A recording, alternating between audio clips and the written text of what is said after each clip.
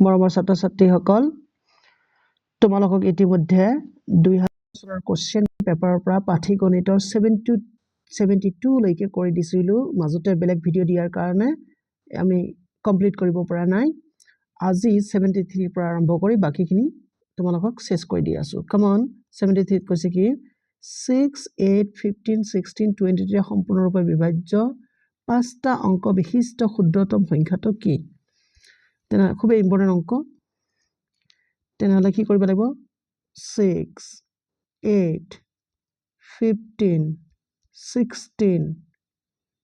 এটা 16 দে আৰু 20 ৰে বিভাজ্য হয়নে তেনেহলে এই কেইটা সংখ্যাক আমাক কি কৰিব লাগিব লসাগু উলিয়াব লাগিব হয়নে আচ্ছা আমি লসাগু উলিয়াবলৈ যাওঁতে একদম কনভেনশনাল ষ্টাইলৰ পৰা অলপ পৃথক কৰি কৰিম আমি হয়নে যাতে আমাৰ দেৰি নহয় ফাৰ্ষ্টতে আমাক একচুয়ালি দিব লাগে সৰু সংখ্যা দি কিন্তু আমি ডাঙৰ সংখ্যা দি দিম তোমালোকে 4 দি হৰণ কৰাচোন 6 ক না যায় থৈ দিলা 4 দুগুণ 8 15 ক না যায় 4 4 গুণ 16 4 5 গুণ 20 গল নহয় এতিয়া তোমালোকে কৰা কি 2 দিয়া 2 3 গুণ 6 2 1 গুণ 2 মানে 15 ক না যায় 4 ক 2 বাৰ 5 ক না যায় এইবাৰ আমি কৰিম কি 3 ৰে দিম 3 1 जा 3 3 5 গুণ 15 2 ক না যায় 5 ক না যায় ফাইন নেক্সট এইবাৰ আমি কৰিম কি 5 ৰে হৰণ কৰিম তেনেহলে 1 1 5 দি একবাৰ 2 ক না যায় 5 দি একবাৰ এতিয়া আমি পূৰণ কৰিম 2 5 গুণ 10 10 হৈ গল ইফালে আৰু ইফালে কি আছিল তোমালোকৰ 3 দুগুণ 6 4 6 গুণ 24 24 পূৰণ 10 কিমান হ'ব তেনেহলে 240 হল আমাৰ এলসিএম মানে লসাগু এতিয়া তোমালোকে জানা পাঁচটা অংক বিশিষ্ট আটাইতকৈ সৰু সংখ্যাটো হ'ব 10000 এই 10000 ক এতিয়া আমাক হৰণ কৰিব লাগিব 240 দি এটো কাম খুব স্পিডত কৰিবা নহলে কিন্তু সময় নাপাবা তিনটা অংক ললা ভাগ না যায় সেইকাৰণে 4টা ললা 4টা লোৱাৰ পিছত তোমালোকে 4 বাৰ দিবা 4 টাইমস দিলে কিমান হ'ব 4 0 0 4 4 গুণ 16 6 হাতত 1 9 9 ফাইন এতিয়া তোমালোকে সাবট্ৰাক্ট কৰা 0 তাৰ পিছত 10 ৰ পৰা 6 বাদ দিলে তোমালোকৰ থাকিব 4 ফাইন ইয়াত থাকিল 9 তেনে 40 থাকিল এই 0 আছে 0 নমাই আনিলা এবাৰ কিমান বাৰ যাব দুই বাৰ দিলে বেছি হ'ব এক বাৰ দিবা ৰাইট এক বাৰ দিলে 240 ফাইন এতিয়া বিয়োগ কৰাচোন 0 তাৰ পিছত 10 ৰ পৰা 4 গলে 6 আৰু ইয়াত 160 160 তোমালোকৰ ৰিমাইন্ডাৰ থাকিল মানে বাকি থাকিল হয়নে এতিয়া তোমালোকে কৰিবা কি এই 160 তোমালোকে 1000 ৰ পৰা মাইনাস কৰিবা কি 10000 ৰ পৰা 10000 ৰ পৰা তোমালোকে মাইনাস কৰিবা 160 যদি মাইনাস কৰা তেনেহলে কি হ'ব তোমালোকৰ যি সংখ্যা পাবা সেই সংখ্যাটো তোমালোকৰ 240 ৰে বিভাজ্য হ'ব কিন্তু ই পাঁচটা অংক বিশিষ্ট নহয় 4টা অংক বিশিষ্ট হ'ব সেই কাৰণে আমি কৰিম কি প্লাস আকৌ 240 কৰিম ফাইন এতিয়া ইয়াক ক্যালকুলেট কৰিলে আমাৰ আনসাৰ এতিয়া তোমালোকে জানা এইটোৰ পৰা এইটো তোমালোকে মাইনাস কৰা 0 - 0 0 হ'ব তাৰ পিছত 4 মানে হল তোমালোকৰ 14 ৰ পৰা 6 গলে কিমান হ'ব 8 80 থাকিল তেনেহলে 100 0 plus 80 তেনেহলে কিমান হ'ব 10080 এইটো হ'ব তোমালোকৰ আনসাৰ দেখা যাকচোন আছে নাই আমাৰ অপচনত এই যে তোমালোকৰ 3 নম্বৰ অপচনটো আছে নহয় এইটো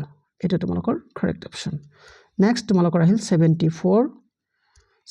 কি কৈছে দুটা সংখ্যাৰ পূৰণফল ইমান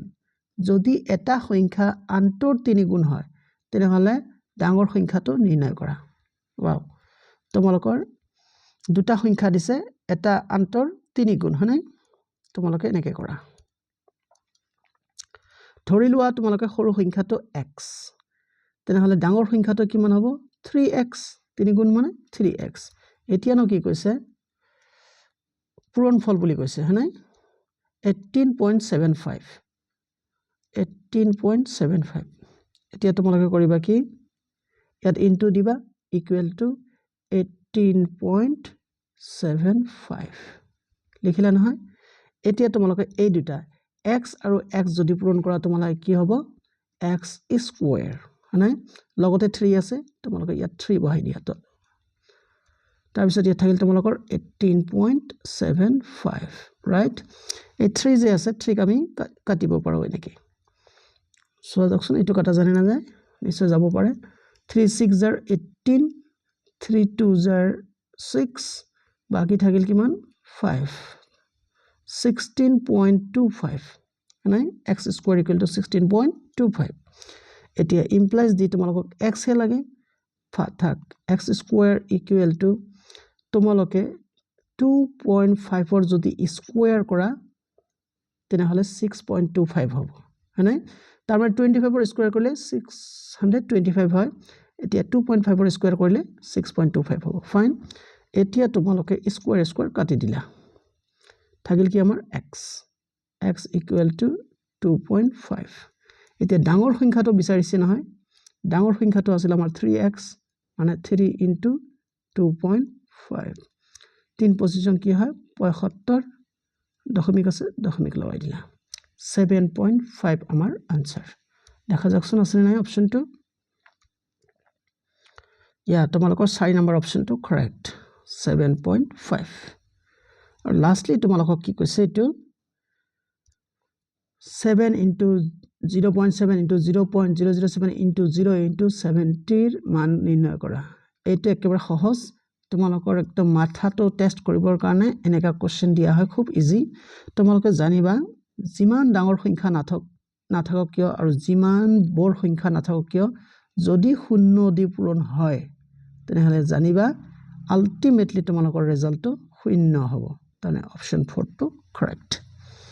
আশা কৰিছো তোমালোকে ভিডিওটো ভাল পাবা লাইক কমেন্ট শেয়াৰ কৰিবা আৰু তোমালোকৰ পাৰ্সোনাল যদি কিবা প্ৰবলেম থাকে কমেন্টত লিখিবা সেই হিচাপে তোমালোকক ভিডিও বনাই হেল্প কৰি দিবলৈ চেষ্টা কৰা হ'ব আশা কৰো তোমালোকে মোৰ চেনেলটো সাবস্ক্ৰাইব কৰিবা চোৱাৰ কাৰণে ধন্যবাদ